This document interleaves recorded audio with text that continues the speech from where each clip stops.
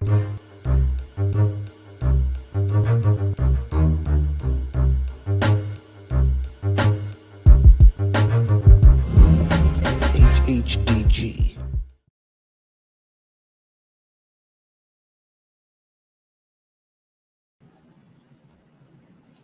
Peace, HHDG. We are on another episode of HHDG Media Podcast. And before we get into tonight's guest for tonight, we'll give a shout out to our HHDG Facebook group, the Hip Hop Discussion Group, and as well as our HHDG Media Inc. crew, company that makes it possible every week. That's Rock Vader KB, The Mayor, T. Smith, Skelly Top, and myself, Wiki. And before we get into tonight's guest, go check out the hhtgmedia.com website. You can see that at the bottom. You can see what new music is out, previous music, our best of 2K21 mixtape, mixed by our own Rock Vader KB. There's also hoodies with our logo on it, as you can see here that I'm rocking right now. T-shirts as well, and some other merch. And every once in a while, I like to, mention some new releases for today. 2 big releases for today. One coming from us, Kingpin, with his inspired Bjork album, Bjork Kingpin. It's dope album. And another coming out of the UK from the Fly Hooligan with his Ben Kingsley joint, which is funny, both them two actually collaborate together. And Hus Kingpin actually did some work with our guest for tonight. So without, get into it, our guest tonight is a producer that has worked with a significant amount of MCs from all over, not just from his home state or hometown.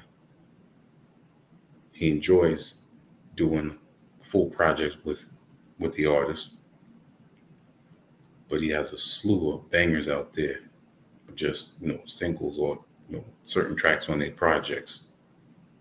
He is a true crate digger, and he loves some soul samples. We're going to talk about that. And he has his own projects, which we'll talk about as well, which showcase what he likes to do best. And, just to name a few of the people that he has worked with: Elo Kush, O Finesse, Casablanca, Noah the Flood, the Mussolini, Planet Asia, Banish Habitual. I could keep going. So, without further ado, let's bring in from Oceanside, California, Clypto. What's up? Peace. How you doing, man? Good. Chilling, man. Happy to be here. Thank you. And, sorry for the little delay with the technical difficulties. Hey, man. It happens. You got that dial-up. That's what happened. It's all good. Definitely. It's all good. So, tell us, what got you into digging? Man, it's crazy. It's more like, can you hear me well? Yes. Yeah, it's more like how it started out, and still like how it is today, like nowadays. Like, it started out more like therapy. I used to rap back in the day, and I don't know if a lot of people know. There might be some clips and like real old songs, like if you try and look for them, where I'm rapping, and I wasn't whack. You know what I mean? I was rapping on like club beats. I started to rap on more like all like club beats. You know what I mean? I got tired of that. I was like, man, I don't want to rap on these. Like, I want to find what I want to rap on. So I just started trying to make what I like to hear, and it started out me trying to emulate like Ninth Wonder. You know what I mean? Like, let me try and emulate Ninth Wonder because they sound so basic. Like I could probably do this. So I started out just making beats, just trying to make like what I would want to rap over. Mm. And as I started making what I wanted to rap on, I didn't want to rap anymore. That's all I wanted to do was just make beats because it was therapeutic for me. And then going to the record store, it was like man, like now, like I don't really have a lot of records. You know what I mean? Like I got a family and all that. You know what I mean? So I don't really have a lot of Yeah. records, but I did have like, man, you would sit in my room and you'd be like, dude, you could come out with your own record store. Like you got so many records just sitting around everywhere. They were in like the drawers. You know what I mean? Where you put your clothes. I just had the Wow. records in there. You know what I mean? And I would just dig for records. And now like I don't dig as much for records, just like I don't have any room for them. But I still actively like if I'm somewhere like a Goodwill or something, I still check out the record section. And then I'll be like on trying to YouTube the album, like, oh, is it on YouTube? Because if so, I'm gonna pull it Yeah. off. You know what I mean? But it's basically it's therapy. You know what I mean? Mm. And did you see any of your family growing up? That were avid record collectors. No, to be honest, Not at all. no. But my pops is like really like he's really into like jazz music, you know. So he introduced me to like smooth jazz, like Sade, Paul Hardcastle, stuff like that. You know what I mean? And of course, he would listen to like a little bit of older stuff, but like mainly he's like the jazz man. You know what I mean? Like Okay. you want to listen to some smooth jazz, like, but nah, not really. I mean, it was just something that like I'm kind of like the black sheep of my family. You know what I mean? So Mm. I kind of like just took it on, you know. And my favorite thing, you know, still to this day when I can is like, you know, you find that record and you put it on a record player and you're like, oh, whoa, this is crazy, and you just stop everything that you're doing and just boom, I gotta That's knock it. this out. Hmm. You know what I mean? So it's, you know, you don't get that a lot when you dig on YouTube. You know what I mean? You don't really get that a lot.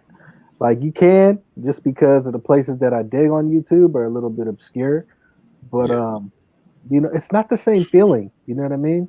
It's not the same feeling as, you know, like Vanderslice would say, just being in the field. It's not the same. You know what I mean? So that's why like I know how to do both. But if I had the time, I would dig and just dig strictly off records. You know what I mean? Straight up. Mm. But That's dope. it don't stop my show though. It don't stop my show. Like I, you Yeah. know, but yeah. So aside from the soul music, what about the more obscure type of music? Man, I'll dig in like some 80s Japanese city pop. You know what I mean? They got crazy stuff in there. You know what I mean? Yeah, soul, everyone can flip soul records, you know what I mean? But Mm. I've been like into like some 80s rock samples. My man Yasin sent me this crazy rock sample. You know what I mean? I'm not gonna let the cat out the bag, but when I heard it, I was like, ugh. I just went ahead and took that. We're gonna use that for our next album. We got one in the chamber right now, ready to go, but we also got another one that we're working on too. That one's gonna be a part of that one. And that rock sample, man, just wait on it, man, because it's crazy. Mm. But yeah, 80s rock, man. I've been really into like a lot of like prog rock, you know, progressive Okay. rock, Mm. psychedelic rock. Um, I'll get a sample from all over. You know, I'm well versed in different areas to where my ears trained to like, okay, yeah, I'm gonna take that. You know. Mhm. Nice. Yeah, with psychedelic rock, you'd be amazed some of the countries you find that music in. Oh yeah, yeah. It's like, you know, Bangladesh, Yugoslavia, all types of, you know, places. Yeah, Mm. you find some cuts, man, in those overseas records, man. You find some gems. That's where it's at. A lot of people don't know. They just like, oh, so. Man, like how much soul can you flip? You know what I mean? Before you get tired of it and want to do something else. So that was with me. Like I started out flipping soul records. I got tired of it. You know what I mean? I'm like, all right, let me go ahead and boom, do this real quick. And then when I Yeah. get tired of that, I'm like, all right, cool. Let me go back to some soul. So I don't get tired or burnt out. You know what I mean? Just doing one thing. I can do it all. You know, people will be like, oh, Crypto, man, all you do is loop. Man, please. I started out not looping stuff. I started out like with drums in my beats. Still to this day, like Mhm. I can do it all. You know what I mean? It's just like what I would want to rap over. And a lot of times what I would want to rap over, there's already some light drums in there. If you can really rap, you don't need no drums, to be honest. All you need is a melody if you can really rap. But can Yeah. you rap though? That's the thing. Mhm. So that's why I'm like, well, I used to rap. I'm making what I would want to rap over. And I wasn't whack either. So, either get with it or don't get with it. You know what I mean? But there's somebody out there that can get with it if they can really rap. You know? Yeah. And speaking on who can really rap, that's one of your important things when it comes to working with MCs is that not only can they do that, but how diverse are they in their MCing? Yeah, and I've said this before. If you can't sit there and make a song about your mother, a song about your kids, or a song about you know for the ladies, or if you're not like if you can't do all that, then you're not really that skilled of a rapper. And then also, if you can't make a song that's like on some uplifting, you know what I mean, like on some relatable stuff, because a lot of rappers they just talk a bunch of stuff that it's not relatable. You know what I mean? You can't relate to it, or they're like trying to fake the funk on a nasty dunk. You know what I mean? And Yeah. it's like it doesn't work. It may work to a certain demographic of individuals that don't know what time it is, but for people that actually live a real life, like they can't really relate to that. So I need my artists to be relatable. They need to be able to rap, and you definitely need to be able to rap like almost as good as how when I was rapping, because Mhm. like I'm telling you, I wasn't whack. So that's another thing. Now you can be like not as nice as me, whatever, but as long as you got to have some type of skill on the mic. Otherwise, I'm probably not going to work with you. It's just how it's going to be. That's dope, to you being that, like you said, being that you used to rhyme, you already got a standard. So Indeed. so Yeah. right there off the rip, you already know. And Yeah. I could tell a bad apple from a good apple right away. And I also don't have a lot of time to like I told you, man, I got a family and stuff. You know what I mean? I work. So like I don't have time to sit here and like I'm in the studio with you trying to coach you on what you should be doing. you should already be You prepared. know what I mean? Like you should already know what you're gonna do when you hop in the booth. I already know what I'm doing, so I don't. I shouldn't have to sit there and babysit you and tell you, oh no, you should do this. Now, granted, like I do give feedback on, when I work with artists and all that type of stuff, and as some of them may give me feedback, like, yo, I like that loop right there, but can you put that over here on this side? Oh, can you do that outro, but make it an intro? Like different stuff like that. But as far as me sitting around here trying to babysit, I'm good on that. And what's your favorite place to go digging? Man, my favorite place to go digging, like, and I'm just saying, like, my favorite place, even though I haven't been there in a while, we got this spot out here called in Vistas called Standards Records.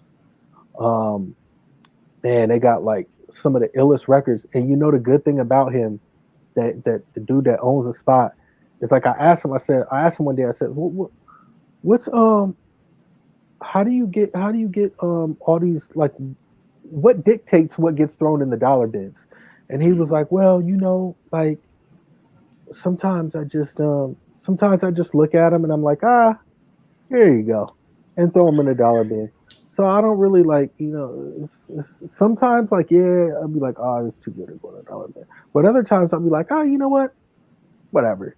And one time I found like I don't know if you know the album, but it's called Cheech and Chong, the Big Bamboo. And inside of the album, it's got like a fat, big rolling paper in it. No, I don't think I've seen that one before. Doug, I got two of them. He threw that in the dollar bin. Mm, I mm, caught it mm. in the dollar bin. Like I had already had one, And then when I found that one, I was like, the Big Bamboo, you threw this in the dollar bin? Are you crazy? And I looked, and it still had the rolling paper in there. I'm like, bro, all right, cool. Yeah. You know what I mean? So he's a good dude, man. He ain't all crazy about it. You know what I mean? Like if he wants to throw it in the dollar bin, he'll throw it in the dollar bin. You get lucky and Yeah. you come up on some good stuff. Mm. So that place is golden. A lot of these other places though, like in Carlsbad, they got this place in Carlsbad. I ain't even gonna say what it is, but it's like a hole in the wall. One, it's like a hole in the wall. You know, it's like a little trailer, and they be trying to charge like a lot of money for these records. You know what I mean? Records that you would get for like $2 or $3, they're trying to charge you like $8 for them. Like, nah, man, I'm cool on that. I got a couple records from that spot, but not a lot of them. You know, mainly standards records. I'd just be in a dollar bin every day. I actually have something on YouTube um, where I did a what do they call it, like a rhythm roulette. I did one of Yeah. those. So if you look up on YouTube and you type in Crypto Rhythm Roulette, you'll see my rhythm roulette. Where I went digging at and where I flipped the samples from is Standards Records. That's where I was at in Vista. Yeah. Mm. Yep. Good spot. Good spot. But I'll dig at the Goodwill too, though. Don't get it twisted. I'll dig there too, because sometimes You never know. they'll have like two or three. They're not gonna have like a whole bunch, but they may have like one or two or three that like slip through the cracks that nobody picks up, and you just might Yeah. be there at the right time, and you find it, and you're like, oh wow, what? So, yep, never know. Mm.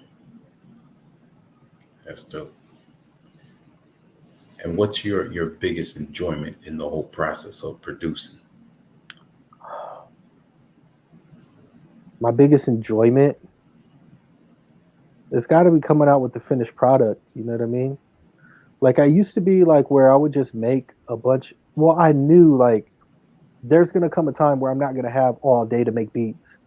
So, and also at that particular time, like 2014, 15, 16, 17, I I didn't have a lot of people inquiring about my beats.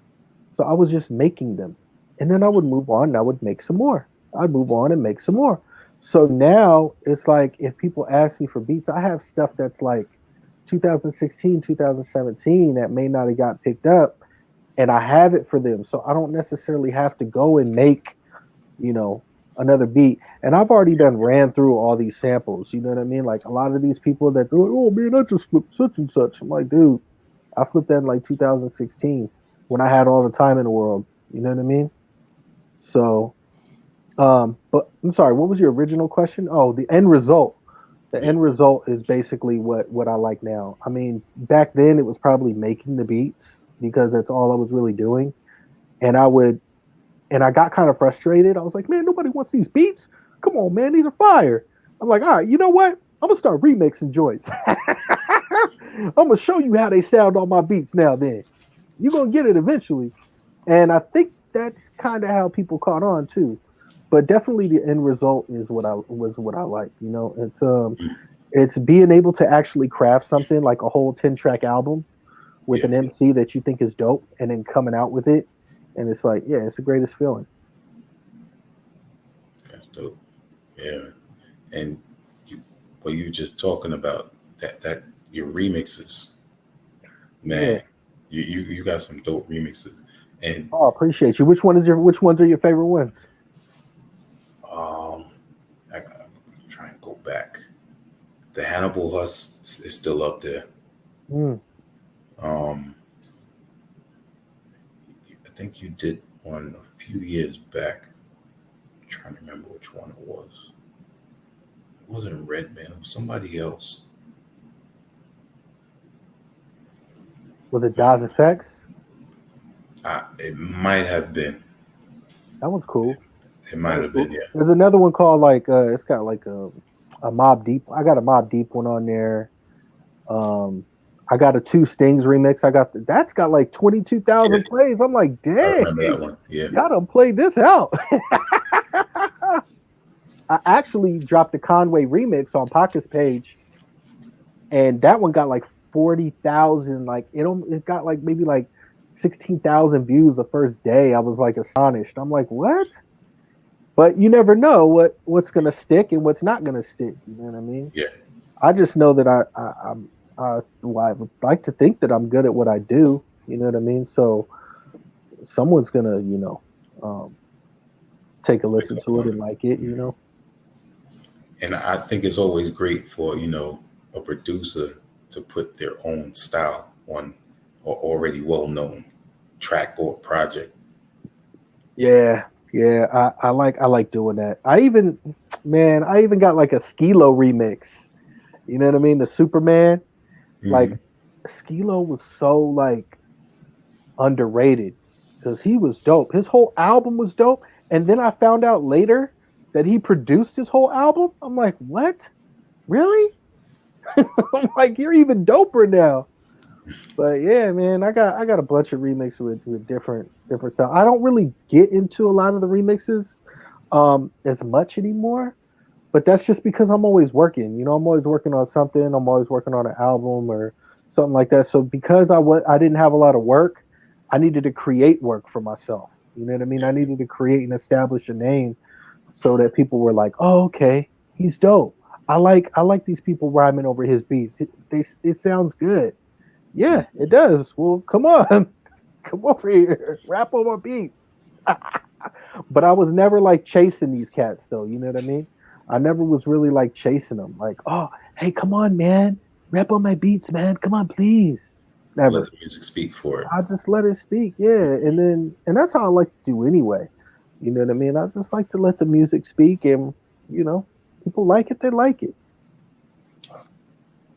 So yeah, and you, like I was saying in the beginning, you work with so many MCs, and I I'm not sure when's the exact first time I heard your production, but I still remember that marvelous mag joint that you did. Oh yeah, there might have been a couple of marvelous mag joints. Yeah, like the Elephant in the Room joint. Hmm. Um, with Because that that sample, was with the yeah, sample, because it's like, and you know it's true, yep. Hmm. and you know it's true. Yeah, you know who actually was one of the first MCs to ever hit me up about, yo man, I like your beats, blah blah blah. Postman L and Blaze Fifth, Oh wow. first ones, first ones. Mm. And then they surprised me because they wound up dropping the press record. They dropped it, and then they dropped the video afterwards, and it surprised me. I was like, "What? Dang, y'all dropped a video to this too? Oh, okay." But those were the first cats to hit me up and was like, "Yo, man, I like your beats." Like, hit me up, like not me hitting anyone else up. They hit me up and was like, "Yo." And me and Postman got some stuff in the works too, doing like a little slow build on an EP/LP. Nice. That may be out by like end of this year, next year or something. So much ill work, man. Let me think of another track. Mm. Ah, Casablanca Joint. Um, Skybox, I believe it is. Mm, yeah, that's a heavy joint. That's a heavy joint. I'm not going. Dang, like I kind of want to sample snitch on myself, but I'm not going to. Um, but man, I took that from a record that I actually dug for, and man, it's an '80s group. I'm gonna tell you. I'm not gonna let the cat out the bag, but you may know when I tell you this. It's an '80s group, right? But one of the main singers branched off and did their own thing and actually had a song with Bone Thugs and Harmony later on. I don't know if you know who I'm talking about. Hmm. Um, basically, Tupac sampled this guy when he said, "I'm seeing things through my rear view." He sampled that dude. It's that dude's group that I sampled. You know what I'm talking about? I think I have an idea.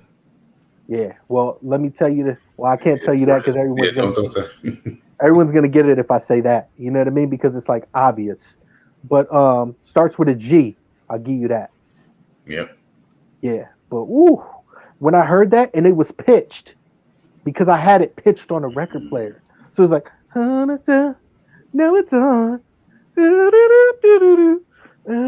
I was like, ah. And then I just laid like some drums over it. I don't even think I threw a snare in there. I just think I just threw some drums on it. And it was like, ugh. To this day, that's one of my favorite beats that I ever made. To this day. Yep. Because it was when I was like actively digging. I was just like being like a true creative, you know what I mean? Like just doing what I wanted to do.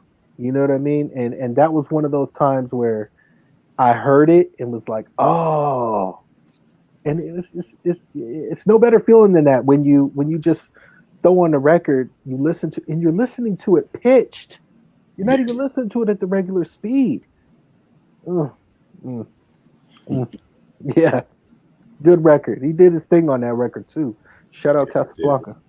Yeah, yes indeed.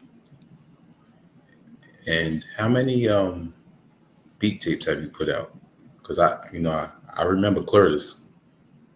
Yeah, you know what's funny is I was like, dang man, I dropped the loop. I still want to keep my name buzzing. Hey, maybe if I drop a beat tape, maybe people will cop it. And I can get a couple extra coins. Negative. But it was dope though. The concept was dope because I took everything from the Curtis Mayfield album and made beats out of every single one of the songs. Yeah. So, I mean, it was a dope concept. So I've only actually put out one beat tape, like officially. Sometimes like I'll put beats on a CD and I'll play them in the car, like on the way to work. But I actually have thought about. Excuse me, I have thought about that. Just you know what? Maybe I should come out with some beat tapes. But if I do, I don't want to come out with like a 10-track beat tape. I want to come out with like a 30-track beat tape. You know what I mean? Where you can just play it all the way through. You're driving from like here to there, and it's like 60 minutes of just beats, like and you just play them. But I don't like to have you have the whole beat when I'm doing a beat tape. That's another thing too. Is like I don't want to sit here and have you like it's a song, like a 2 minute and 30-second beat. I'd probably want to short it down to like a minute and 30 seconds, then have the next one come on, then have the next one. You know what I mean? So forth and so on. Yep. I may do it. I mean, I've got ideas. You know what I mean? I have ideas of doing that. You know what I mean? So it may transpire. And speaking of Casa, he's tuning in. Said peace HHDG and my brother Clypto. Oh yeah. Peace Casa was good. And I can see it right there. It's like shining on the screen. Mm-hmm. I don't know if my screen is like if it does that, like because it's like a little. Oh no, yeah, it's not flashing. Yeah, mine is. I guess I'm the one with the dial up. But yeah, man. Me and Casa, man, we got some more work in the cut too, man. Mm-hmm. Definitely. Now, would you say that the loop, similar to the way you were speaking of how MCs have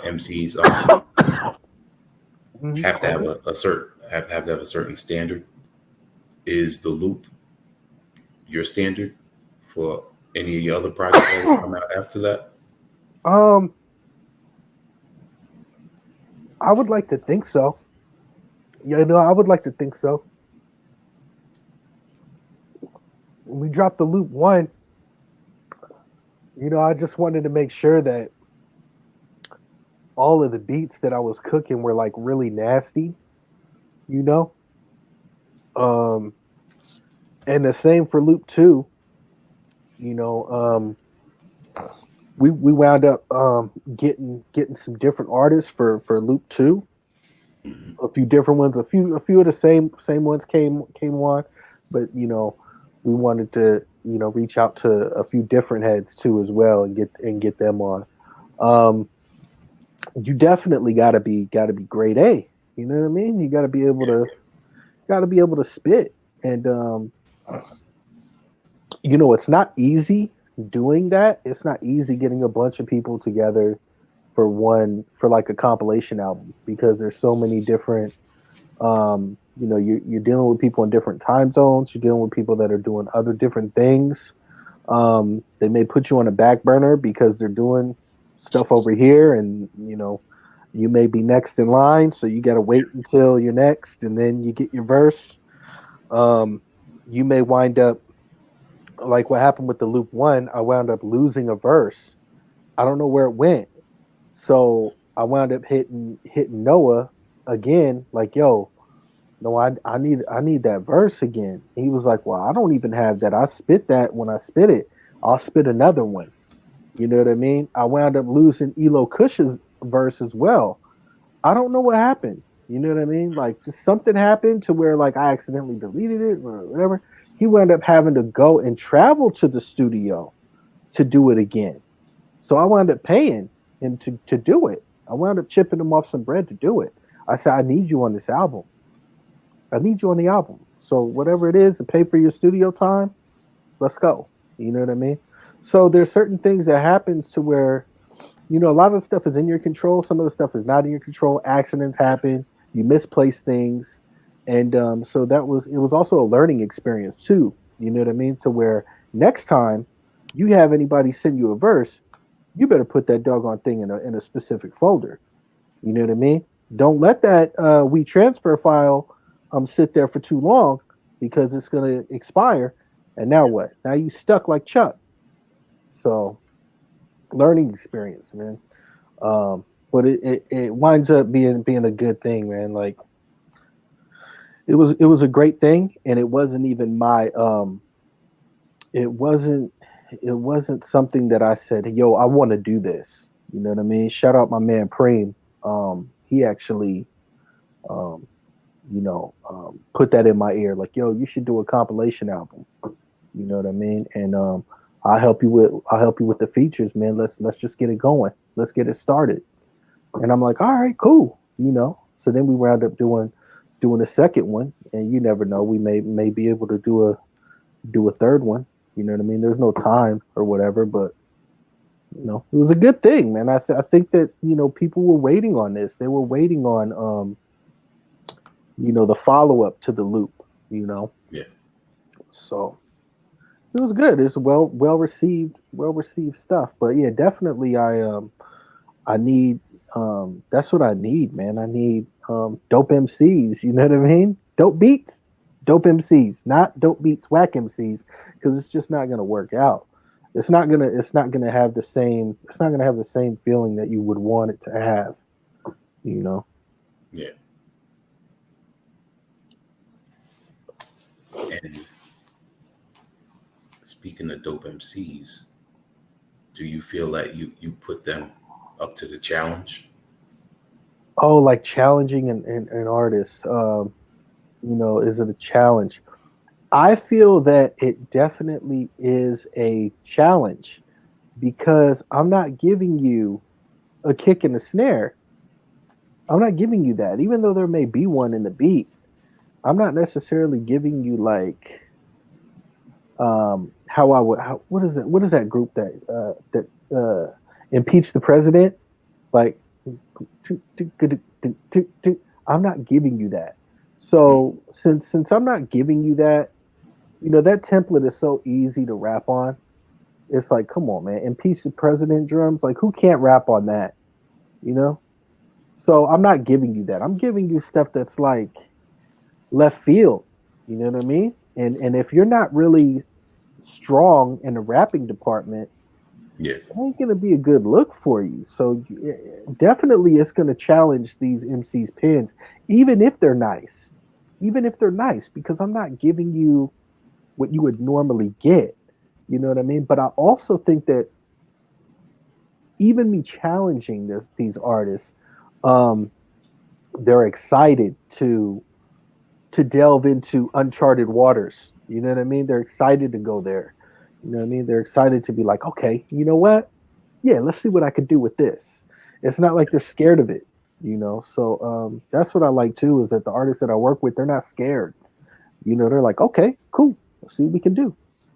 So yeah, it wound up working out really well. But yeah, I do feel that it challenges artists. Maybe not all of them that I work with, but a few of them that may be a little challenging. But then when we come out with the end product, it's great. You know. Yep. So Shout out to T Mac, the DJ tuning in. He says salute Clypto, one of the oh, illest. peace, bro. Yeah. How you doing, T Mac?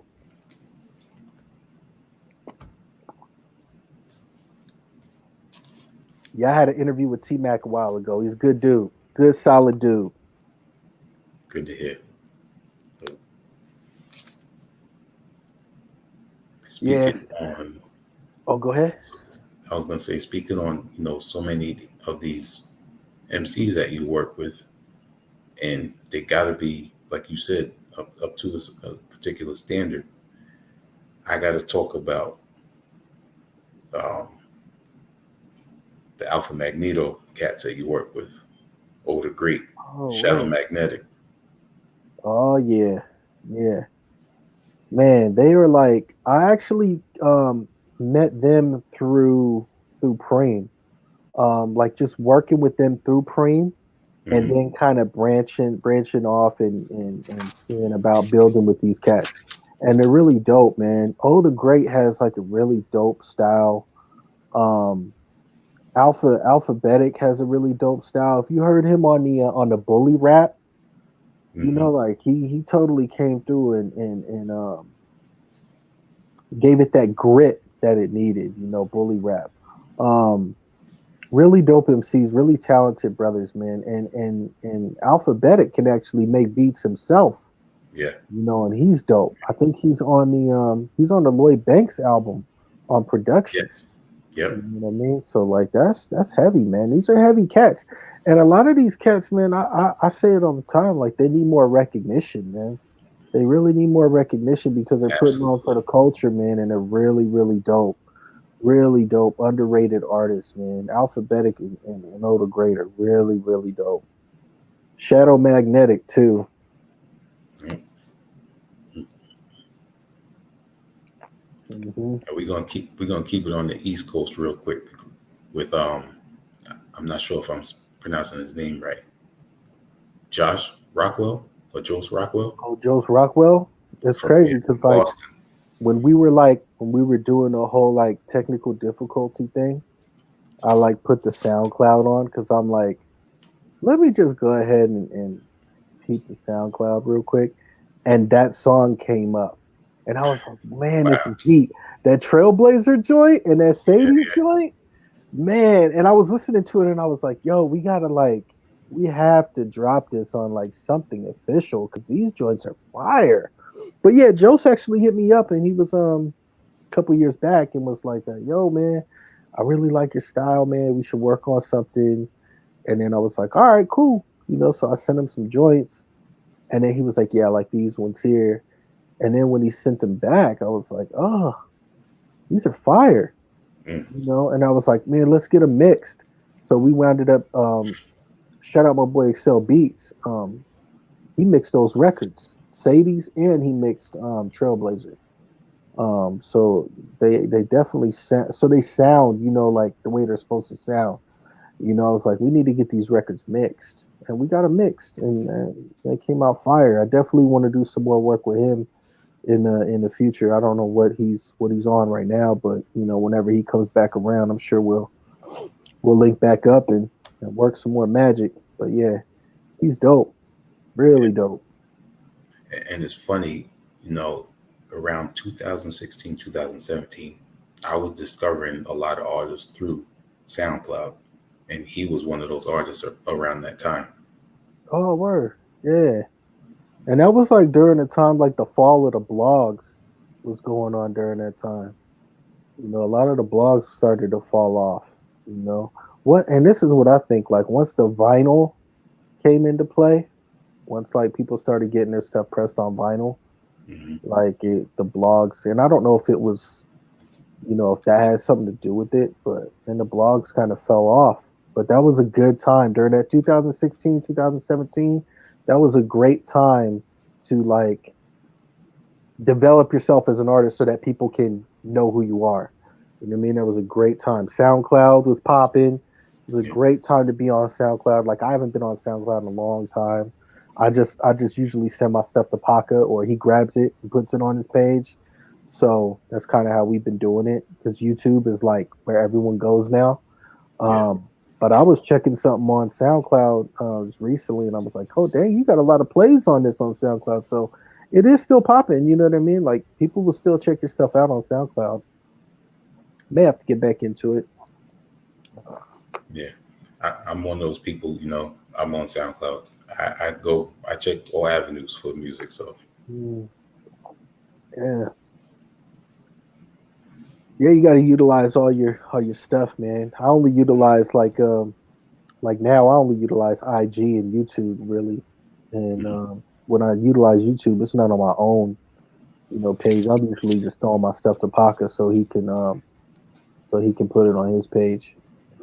But yeah, I should definitely think about getting back into the SoundCloud business. I had a lot of followers, you know, and then I'm sure like those followers are like they're following me. They're not just following someone else. You know what I mean? So it's like Yeah. if I put something on there, somebody's gonna check it out.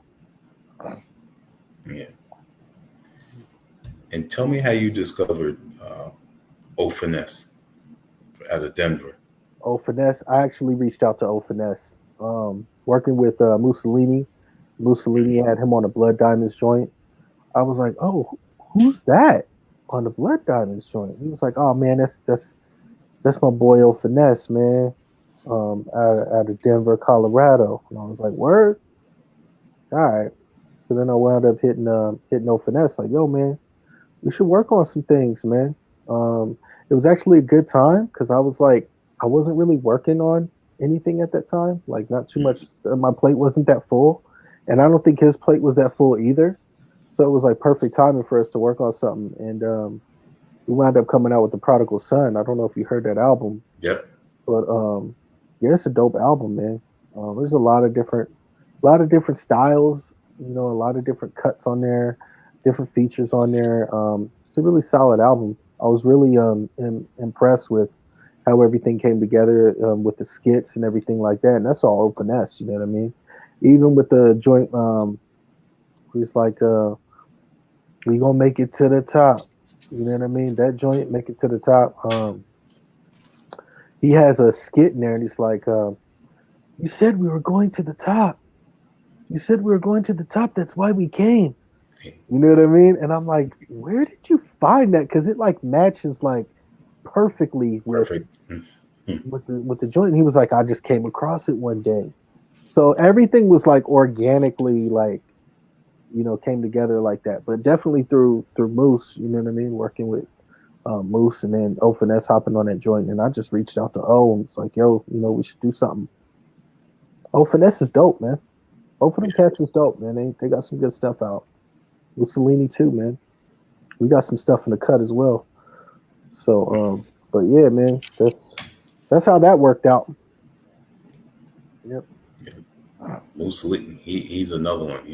He continuously doing this thing, and then Mhm. and then to just drop that album with Ninth Wonder, it was like, ooh.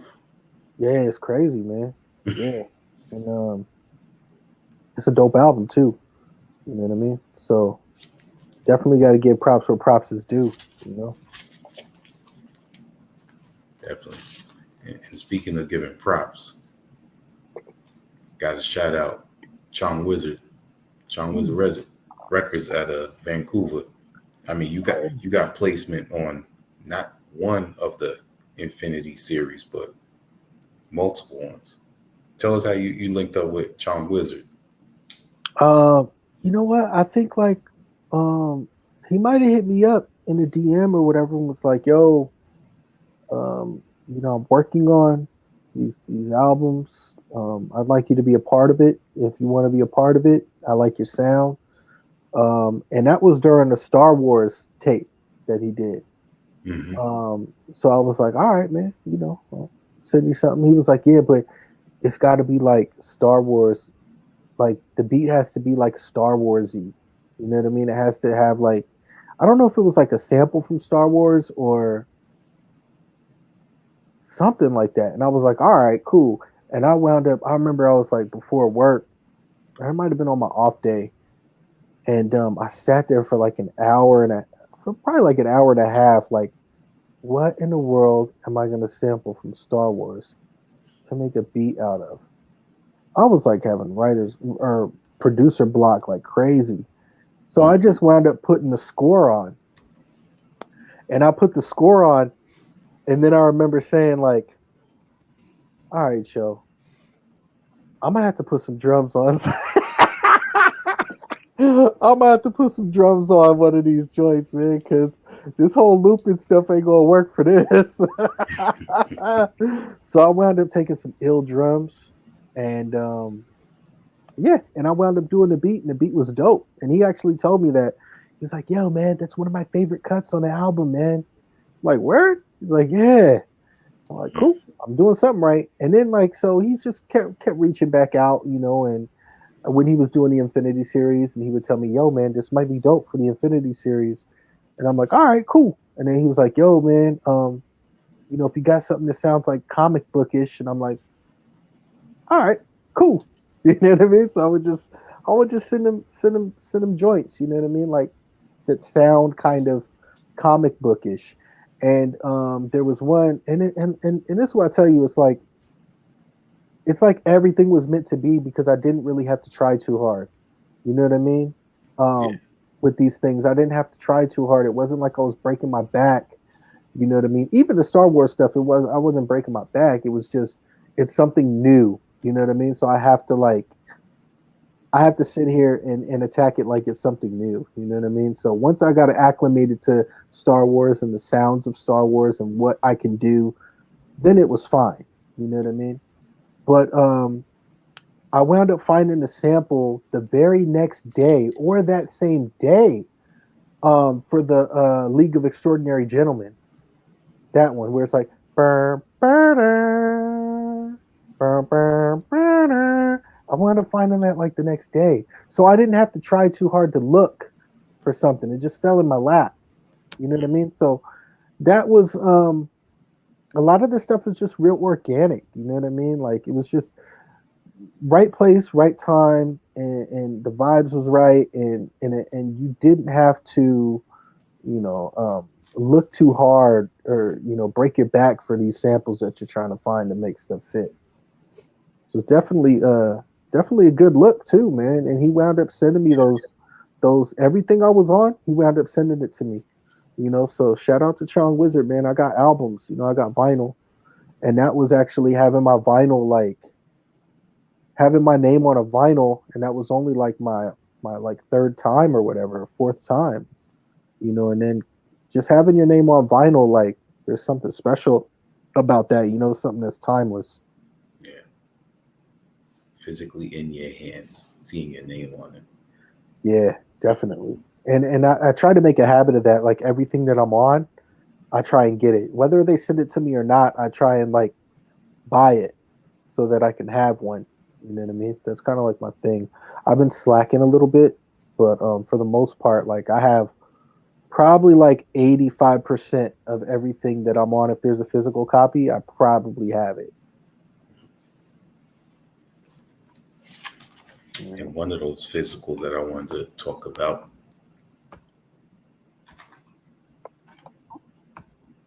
Can you see that?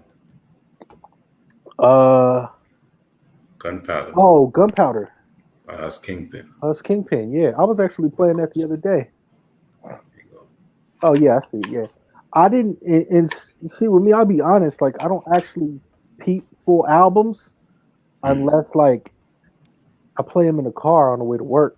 My time is real limited. But that album is dope, really dope.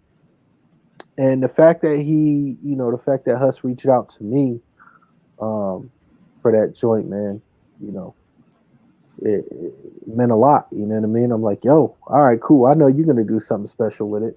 You know what I mean? And then he wound up getting recruiting Mav on that joint from the cloth. And Yeah. yeah, man, a real special joint, man. And you know what's crazy? I'll tell you this. I don't tell a lot of people, man, but Huss Kingpin is one of the main reasons why you hear a lot of the people that you're hearing now and that you're familiar with the people that you're familiar with, he is one of the main reasons. And he's Absolutely. also one of the main reasons that you're hearing me. And I'll tell you the story. Now, Mm. he may be able to corroborate the story too. You ask him. But I don't know if he was going on like a, like a some type of like rapid friend request of like hip hop heads because I had gotten a random Facebook friend request from Hus Kingpin. I'm like, who's Hus Kingpin?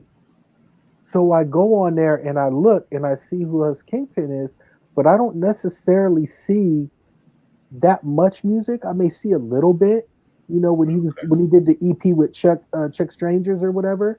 Yeah. I may see that. Then I go down and I scroll down and it says Smooth Calhoun. And I'm like, Smooth.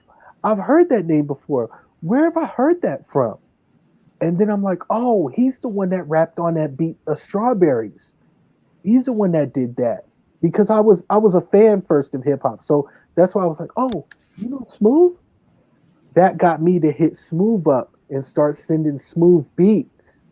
That's Mm. how I got the So, placement with Life's Gamble because I was sending him beats. You know what I mean? So Huss is the main reason why a lot of you hear a lot of these cats, man, and the names because of Huss Kingpin, man, yeah. and even stuff that he may not even remember. He don't know how it happened, whatever. He's one of the main reasons, because indirectly or directly, he's one of the main reasons why you hear a lot of these cats out here, me Absolutely. included. And what he was doing was during the time of the blogs, and he was literally sending, check out this artist, check out this producer. He was actually, as a fan, saying this to the blogs Mm, early mhm. with a lot of these artists and producers. So you're on point with that. Yeah, man, it's crazy, man. Right place, right time, doing the right things. And I think I was remixing at that time. I think that was around the time that I was kind of like remixing, posting beat videos of me like in my bedroom. You know what I mean? Just making beats and stuff. So you know, people, you never know who's paying attention to what you're doing. You know, and yeah, it worked out, man. Yeah, Shout out Hus Kingpin and Smooth. yeah, definitely.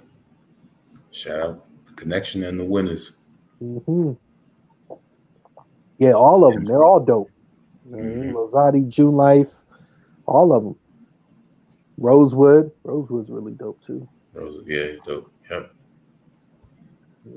I wanted to, bring up two other fully produced projects that you work. That's one with Elo Kush, live from the Mm. whirlwind. Yeah, dope album. Dope album. It was in the works for about. It was in the works for a while actually, but we were just kind of like fine tuning everything, just seeing what areas we might have missed and what type of styles we need. So that came together good, man. I know he was in the process of, excuse me, of working with a couple of other cats, and he was finalizing a lot of these projects with these other cats. I think Ray West maybe and Hmm. Raz Beats. Okay. And so he was like, "Yo, we next up, kid." I'm like, "All right, cool." He called me Young Jedi. Young Jedi, we next up. But yeah, it came out really dope, man. Elo can do like I was telling you, like he can do everything. You know what I mean? He's well versed in a lot of different things. Yep. He's also very knowledgeable as well. He drops a lot of jewels in his rhymes, which is what I like. You know, he says in Gaia, he says doing the opposite of that fool Dr. Fauci. You know, um, you know what I mean? Because like it's you got to drop these jewels, man. Like it's almost like when you hear Elo rap and he's dropping jewels, it's like I'm glad I'm not the only one that thinks like this. You know what I mean? Like, I'm glad I'm not the only one. Oh, doesn't that irritate? It irritates me too. You know what I mean? Like, man, very skilled brother, man. Very skilled, man. I love working with Elo, man. Came together dope. Yeah, he's in his music. He speaks in a relatable context, but like you Yeah, said, and he's dropping jewels in within that. yeah. It's a very special thing, man. When you can get MCs like, because at the end of the day, man, like the hibbity hoppity bobbity hoppity dobbity, that's just whack. You know what I mean? Like, let me hear something. Anybody can put words together and make them rhyme, but what are you really talking about? You know what Yeah, I mean? Like, are you able to paint that picture? Are you able to like, create a spark in someone's mind? Or when you say something, like he said plenty of things in his raps, and I'm like, what's that? I'm sitting there, I gotta Google that. You know what I mean? So it's good, man. It makes her good music, man. I like it. yeah. And another person that does it. Oh, he's very similar with that is Rashad's son out of Passaic, New Mhm. Jersey. Yeah, Shah Sun is dope, man. Dope, underrated too, man. Because we actually came out with the album's called 12 Jewels. Hmm. 12 Jewels. And yeah, I think it was like I seen him like on like liking some of my beats videos that I would post on IG. So I'm like, yo, man, you know, you should work on something. You know, if you if you with it, we can work on something. And I think the EP idea turned into an LP. And I wanted to. I specifically we talked about it. I specifically wanted to get him beats with drums. Hmm. I wanted to get him some beats with drums. I wanted it to be a diverse album. You're gonna get some loops in there, but I wanted him to have some drums too because he likes rhyming over drums and he sounds good over them. So I'm like, man, I could diversify my style a little bit and let cats know, hey, I don't only do this. You know what I mean? Like, look at what we're doing here with this album. And really dope album, really dope concept. The beginning, the intro is special. You know what I mean? If you heard the intro to that album, the intro is very special. We got Dr. Khalid Muhammad on there. Yeah, Um, you know what I mean? And he might be in the outro as well. I think we put him on the outro as well. It's just we got to get with the times. You know what I mean? And I think we did that. That was the height of the pandemic as well. Was during that time. So he's got a verse on there where he's like, you know, what does it all really mean? Do you trust the vaccine? You know what I mean? Like he's dropping mad jewels on you, man, making you think, about different things, man. And I definitely appreciate him for that, man. We're gonna come together and drop some more stuff too. Soon we're gonna just have a clean slate, and I'm just gonna go ahead and send him some more stuff. But he even said he's like, yeah, we're gonna take a break for a little while, and then we'll regroup later. You know what I mean? okay. Um, but yeah, really dope, man. It was well received from a lot of like DJs. You know what I mean? A lot of DJs, like older heads, you know what I mean, were really rocking with that album. Um, I like it. I love it. You know what I mean? Very solid album, and and like I said, it's a little bit different than what I would normally do. Because I'm actually saying, okay, you actually like the stuff with drums. All right, cool. I got some drums for you. You know what I mean? Like I got some drums for you. So we were able to do that, man, and it came together great, man. And a real stand up dude as well, man. Um, Real stand up brother Rashad Sun is too, man. Not just on no music shit either. You know what I mean? Like on some man to man shit and some fucking homie shit and Cool brother, man. Stand up dude. Dope, dope. I could go on with a whole list of other MCs, but I gotta keep it short. But Oh, good. what I do respect in your work is, and also learning from this interview is, you making music that you want to be worthwhile years, decades from now, and it shows. Yeah, and it's crazy. Like I was thinking back, and I was thinking about like the whole Kanye documentary has came out, and I was thinking like, yo, that college dropout, that album after that one, and the graduation, those three to me are timeless albums. You don't have a lot of timeless hip hop albums that you can play because they're gonna sound dated. Either they're talking too much gangsterism, like, oh man, this is 2001, you talking too much gangsterism, or it's like off. It's like following trendy stuff.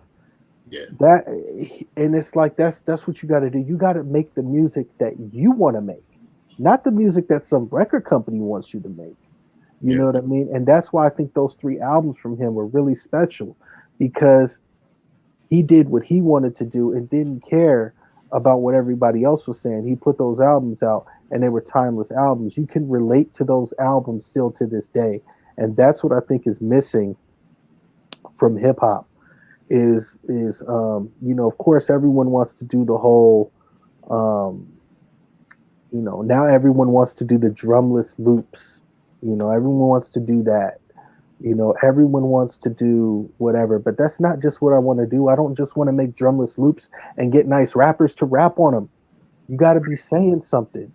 You know what I mean? You got to be saying something. So then when I play that Rashad Sun album, that 12 Jewels album, and I'm in my mode, I'm driving down the street, and that verse comes up where he's like, "Do you trust the vaccine?" There's plenty others. I'm just using that as an example, but it's like, you know what I mean? It sparks the brain.